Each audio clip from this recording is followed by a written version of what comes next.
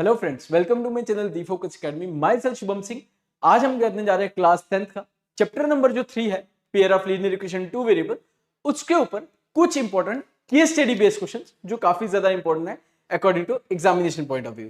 ठीक है, दो क्वेश्चंस किए हैं मैंने इस पीपीटी में, दो क्वेश्चंस फ्रेम किए, उसके कुछ 5-5 पार्ट्स हैं। बट आपको क्वेश्चंस, खाली क्वेश्चंस नहीं करवाया जा रहा, मेरी ये कोशिश रहती है कि ताकि आपको कॉन्सेप्ट करवा सकूं, किसी भी तरह का क्वेश्चन आपको ये भी आ जाए तो आपको इजीली करना आ जाए। चलिए स्टार्ट करते हैं क्लास। आप पोस्टर तो देख रही होंगे, case study based question MCQ pair of linear equation in two variable class 10th का दी फोकस एकेडमी। चलिए, ये आपकी बुक से एक एग्जांपल के तौर पे उठाया हुआ है। आपकी बुक में खाली एक दो या दो ही पार्ट्स इस पे पूछे गए, बट मैंने इसमें एक दो पार्ट्स खुद से ऐड कर दिए जो काफी ज्यादा इंपॉर्टेंट हो जाएंगे आपको समझने के लिए। ठीक है, राइट। चलिए फर्स्ट क्वेश्चन देखिए। वीडियो वॉइस सबको क्लियर आ रही है? यस, इज इट ऑडिबल ना? Yes audible, okay sure. चलिए, the question number first is John and Jeevanti are playing with the marbles in the playground. एक जॉन है और एक जीवंती है जो खेल रहे हैं मार्बल के साथ किसी प्लेग्राउंड में। ओके, आगे क्या कंडीशन बोलिए? दे टुगेदर हैव 45 मार्बल्स। दोनों के जितने भी मार्बल्स हैं उन दोनों को मार्बल्स के ऐड कर दिया जाए, विच है 45 मार्बल्स। बट वन मोर कंडीशन, एक कंडीशन आपको यहां पे ये बता दी, both the marbles are 45।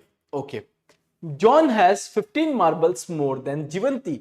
John के पास कितने मार्बल्स हैं? जीवंती के पास जितने भी होंगे जॉन के पास उससे 15 ज्यादा है। ठीक है, कंडीशन समझ आ गई। सबसे पहले हमें तो यह पता होना चाहिए कि जॉन और जीवंती के पास कितने कितने मार्बल्स हैं। हम pair of linear equation two variable कर रहे हैं तो इसको हम टू वेरिएबल से ही अरेंज कर सकते हैं, अदरवाइज इसको वन वेरिएबल से भी मैं अरेंज कर सकता हूं, जैसे एक्स। वैसे बात तो वही आएगी, बट छोड़िए, चलिए इसी तरह से कराता हूं आपको जो आसान हो जाए।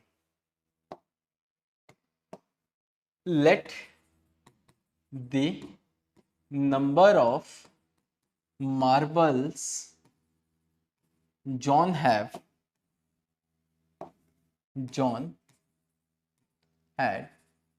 x मान लेते हैं। किसके पास कितने थे? x। And the number of marbles Jeevanti had, इसको मान लेते हैं y। ठीक है, जॉन के कितने मार्बल्स मान लिए? x। जीवंती के कितने मान लिए? y। According to first condition, सबसे पहली कंडीशन, में आपसे बोलता है कि अगर जॉन और जीवंती के मार्बल्स को ऐड किया जाए, किसके मार्बल्स को? जॉन और जीवंती के दोनों के मार्बल्स को ऐड किया जाए, which is equals to 45। So we have to write here x plus y is equals to 45। So this is the equation number first. अब सेकेंड कंडीशन में क्या बोलता है? अकॉर्डिंग टू सेकेंड कंडीशन,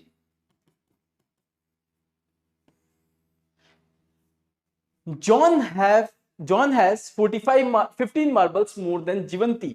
मतलब John क्या था? x, which is equals to जीवंती से 15 ज्यादा, तो y प्लस 15। यहां तक समझ आ गया? आप इसको ऐसे भी लिख सकते हो, अगर वहां पे लिख दो कि x minus y equals to 15 plus y, यहां जाके माइनस वाई हो गया, both the conditions are same. ठीक है, अब ये हो गई हमारे पास पहली और दूसरी इक्वेशन। मैंने आपको सब्स्टिट्यूशन मेथड भी सिखाया है और एलिमिनेशन मेथड भी दिया है। दोनों कोफिशिएंट सेम है, तो बेटर फॉर मी कि हम इसको एलिमिनेशन मेथड से ही सॉल्व कर दें। अगर प्लस वाई और माइनस वाई सिंपल कैंसिल हो जाते हैं तो मैं यहां पे सब्ट्रैक्शन ना लिखने हुए adding equation first and second लिखूंगा।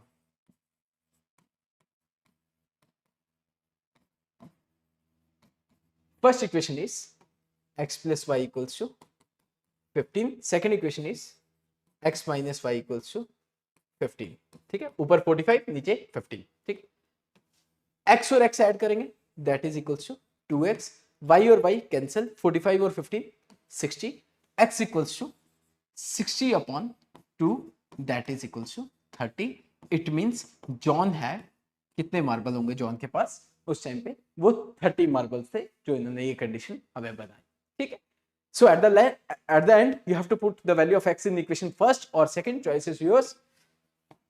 Put the value of x equals to 30 in equation first में पुट करते हैं, जो ज्यादा इजी रहती है।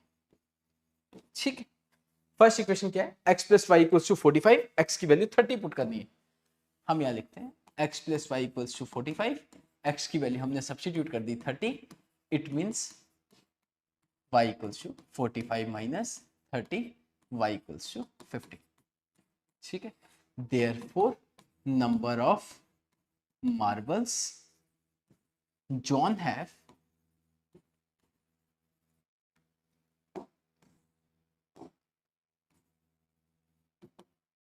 जो हमने x माने थे which is 30 and the number of marbles Jeevanti है जो y माने थे वो 15। ठीक है, यही आएगा।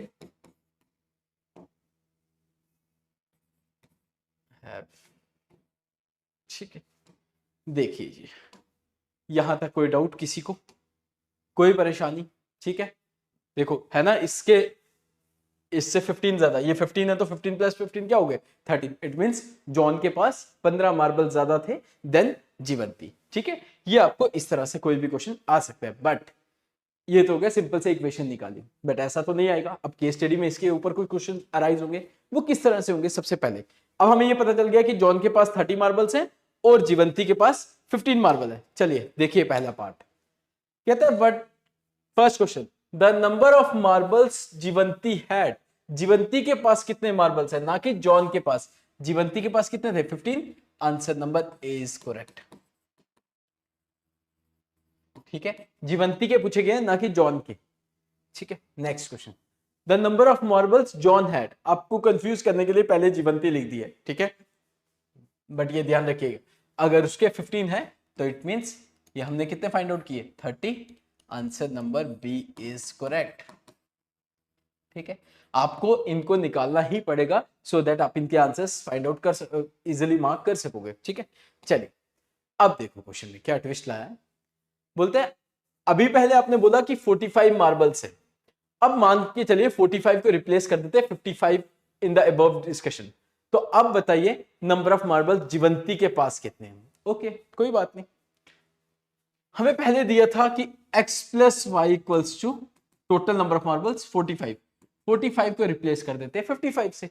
दूसरा बोला था कि नंबर ऑफ मार्बल्स कितने थे उसके पास 15 ज्यादा, ऐसे ही लिखा था हमने, तो x minus y equals to 15 हमने ये बोला था। अब ये फर्स्ट कंडीशन आ गई, ये सेकंड कंडीशन हो गई। ठीक है, एंड डाल देते हैं यहाँ पे। ठीक, ये तो बस इसी के, इसको लिख लेना, if 45 is replaced with 55 then तब ये इक्वेशन अराइज होगी। ठीक है, क्लियर है। अब इसको ऐड करते हैं फर्स्ट और सेकंड को, adding equation first and equation second, we get first equation is x plus y equals to 55, x minus y equals to 15, plus y minus y cancel, x plus x 2x, 55 60 और 70, it means x की value कितनी आ जाएगी 70 is divided by 2 that is 35, it means value of x की, अभी ये x क्या है John है। ठीक है, हमने जीवंती का नाम जो है वो y रखा हुआ है। ठीक है, अब इसको सब्स्टिट्यूट करेंगे so we get the value of number of marbles of Jeevanti है, जैसे हमने पिछले केस में किया। Put the value of x equals to 35 in equation first. ठीक है, अब क्या करेंगे, x plus y equals to 55 है, x की वैल्यू 35 plus y equals to 55, y equals to 55 minus 35, y equals to 20। ठीक है, कितने मार्बल्स थे? अब जीवंती के पूछे हुए, it means D is the correct answer, C is the correct answer. ठीक है, क्लियर है, सेम है, कोई भी चीज नहीं है, खाली 45 की जगह 55 लिखा, दोबारा के दोबारा लीनियर इक्वेशन टू वेरिएबल के अकॉर्डिंग दो इक्वेशंस को बाय द एलिमिनेशन मेथड से इसको सॉल्व किया। ठीक है, यहां तक कोई डाउट? स्क्रीनशॉट ले लो साथ साथ, मैं पहले एक बार देख लेता हूं कि कुछ दिख रहा है ना सबको। Yes, equation in equation first, yes ये इन इक्वेशन फर्स्ट लिखा है क्योंकि आपके शायद यहाँ पे इन इक्वेशन फर्स्ट है, बाकी तो आपको क्लियर दिख ही रहा है। ठीक है, ओके चलिए जी नेक्स्ट प्लॉट करते हैं इसका। ये कितने हो गए 3 क्वेश्चन हो गए इस पे। अब according to the question number 3, अभी जो हमने x + y = 55 वाला, the number of marble John have, John के कितने थे 70, जॉन के कितने मार्बल थे 35, x की वैल्यू जॉन थे, तो D is the correct answer, D is correct answer. Done, is it clear everyone? ठीक है, कोई भी डाउट होगा so write down in the comment section में। चलिए नेक्स्ट, एक इस तरह का नेचर के ऊपर क्वेश्चन आ जाता है। The given problem is based on which mathematical concept, ये जो गिवन प्रॉब्लम हमने जॉन और जीवंती की करवाई आपको, ये किस मैथमेटिकल कॉन्सेप्ट के है? Understood, that is a pair of linear equation, pair of linear equation two variables. ठीक है, क्लियर? तो इसका आंसर जो होगा वो पेयर ऑफ लीनियर इक्वेशन होगा।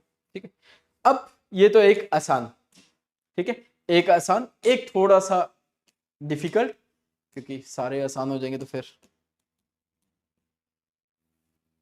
चलिए जी, अब करते हैं एक अच्छा सा क्वेश्चन।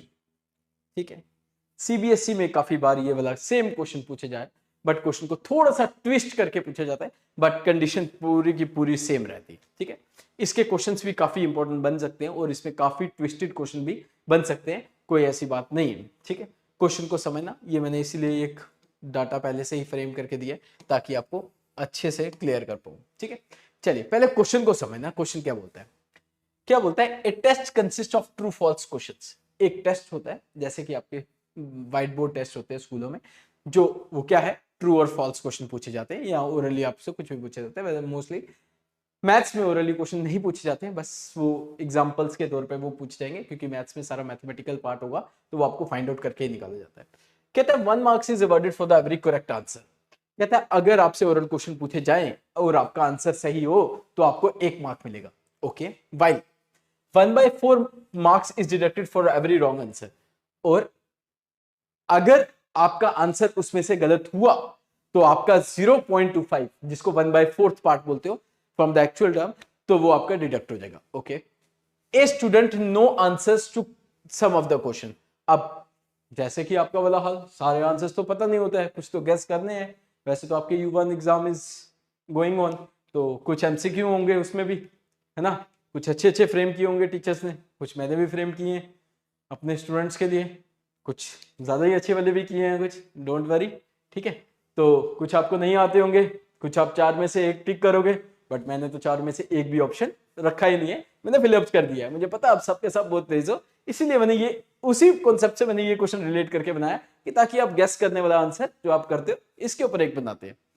ठीक है, कहता है जिसमें से बच्चे को आंसर कुछ के पता होते हैं और rest of the questions he attempt bye गेसिंग, और कुछ क्या करते हैं जिसको आप तुक्के से लगा देते हो, गेस करते हो, प्रेडिक्शन खुद की करते हो।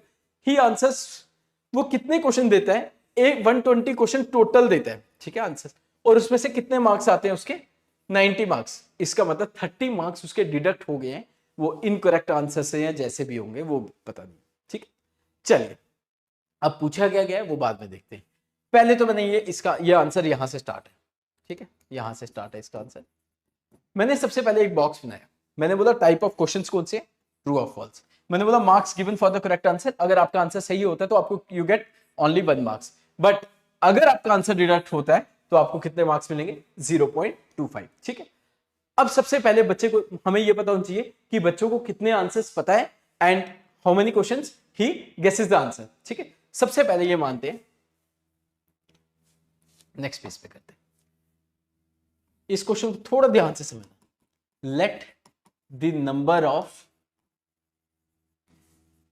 Question answers students know x and the number of answers he guesses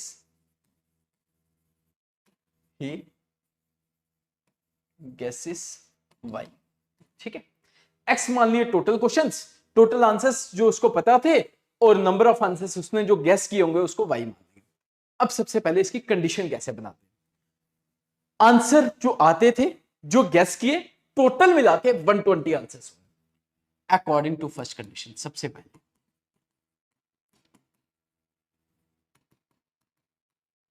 अभी ये क्वेश्चंस की बात कर, ये क्वेश्चंस जिसके आंसर्स पता थे और ये क्वेश्चंस जिसके आंसर उसने गेस किए थे, टोटल मिला के जो क्वेश्चंस अटेम्प्ट किए थे विच इज 120।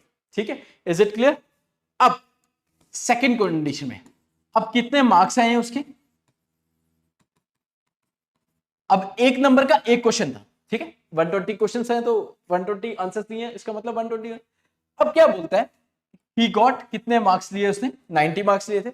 90 मार्क्स 120 में से कुछ डिडक्ट हुआ है तभी 90 मार्क्स आए। मैंने बोला जो आंसर्स उसने टोटल आंसर्स ये प्लस -1/4 ऑफ क्या y। ठीक, अब ये y क्यों लिया? सबसे पहले क्वेश्चन आता है y क्यों लिया और 1/4 क्यों? बेटा मैंने आपको पहले ही बताया 0.25 जो मार्क्स है, 0.25 जो मार्क्स है वो डिडक्ट होने हैं। आफ्टर दैट आपके आंसर्स चेक होके आपने यू गेट कितने मार्क्स लिए? 90 मार्क्स। ठीक है, ये याद रखिए। ये देखो, he answered 120 question, total number of question जो आपने आंसर दिया उसमें से some questions are correctly and some are incorrectly which you have to guess the answer and you got कितने मार्क्स लिए? 90 मार्क्स। तो 90 मार्क्स की कंडीशन के लिए 1/4 जो मार्क्स है वो डिडक्ट हुए, 1/4 ही 0.25 भी होता है। ठीक है, अब देखिए, अब पहले तो इसकी कंडीशन को ठीक कीजिए। 4 into x 4x minus y upon 4 equals to 90, 4x minus y 9 4 the 36, 90 को 4 से करोगे 9 4 the 36। This is the equation number first and this is the equation number second. ठीक है, ये प्लस वाई ये माइनस वाई अभी हमने प्रीवियस क्वेश्चन में किया, इसको यहां पे ही सॉल्व कर लो, which are good. Adding equation first and second, we get first क्या है? टोटल नंबर ऑफ क्वेश्चंस जितने अटेम्प्ट किए थे। सेकंड क्या है? जो उसने मार्क्स लिए वो ये थे। एडिंग किया, plus y minus y cancel, x plus 4x 5x 0 8 और 4 x इक्वल्स टू 480 अपॉन 5 36, 5 8 द 5 9 द 45 45 और 30 5 6 द 30 मतलब 96 36 96। ठीक है, अब टोटल जो आंसर्स उसको पता थे 120 में से वो 96 थे। ठीक है, सो पुट करते हैं, put the value of x equals to 96 in equation first।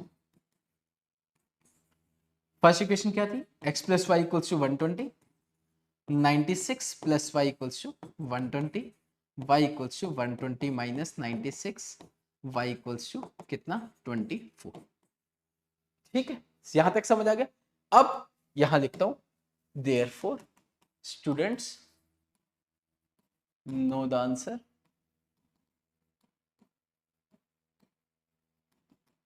(96) and he guesses the answer which is 24। दोनों मिला के हो गए कितने? 120। ठीक है, यहां तक क्लियर हो गए। अब आगे क्वेश्चन क्या पूछता है आपसे? ये 4 क्वेश्चन है, मोस्ट इंपॉर्टेंट, मार्क कर सकते हो आप इसको।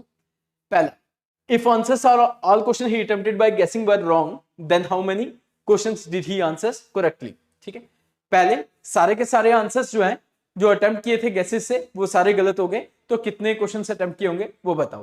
How many question did he guess, ये मतलब x और y की वैल्यू आ गई, ये x की वैल्यू ये y की वैल्यू। पहला आया था शायद, कितना आया था अभी हमने निकाला? 96 और how many question did he guess, कितने क्वेश्चन गेस किए थे? 24। ठीक है, ये तो हो गया x और y की वैल्यू, उसको छोड़ दो। अब क्वेश्चन यहां से सुनो, बोलते if answers of all the question he attempted by guessing were wrong, जितने भी अटेम्प्ट किए थे गेस से अगर वो गलत हैं, and answers 80 are correctly then how many marks he got. ठीक है, और 80 जो है करेक्ट आंसर है, फिर बताइए कितने मार्क्स उसने लिए होंगे। ओके, 80 करेक्ट आंसर है। ओके, तो इसको भी हम इसी तरीके से निकाल सकते हैं, मार्क्स कितने लिए होंगे? 80 अगर करेक्ट आंसर है तो उसमें से एंड ही 80 करेक्टली, ठीक है, देन हम इधर ही निकाल देते, तो कितने मार्क्स लिए होंगे?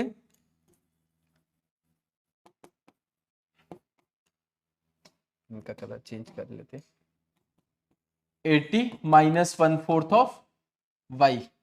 अगर 80 मार्क्स उसने लिए हैं, 80 करेक्टली है, मतलब अब यहाँ एक ही वर्ड से मैं यहां से इस करेक्टली से ये क्वेश्चन पूरा फ्रेम होता है। टोटल कितने क्वेश्चन थे 120, 120 में से कितने करेक्ट है उसके 80, 80 में से इनकरेक्ट कितने होंगे 40, और 40 की डिडक्शन कैसे होगी 1/4 ऑफ 40, तो 4 10 10 मार्क्स उसके डिडक्ट होंगे 1/4 ऑफ कितना 40, इसका मतलब 80 में से 10 मार्क्स जाएंगे तो उसके 70 मार्क्स आएंगे। इसमें कौन सा कोई बड़ा काम, ठीक है, क्योंकि उसने जो आंसर्स दिए करेक्टली वो 80 है, देन हाउ मेनी मार्क्स, कितने मार्क्स लिए, तो कितने मार्क्स लिए विच इज 70 मार्क्स लिए उसने, ठीक है।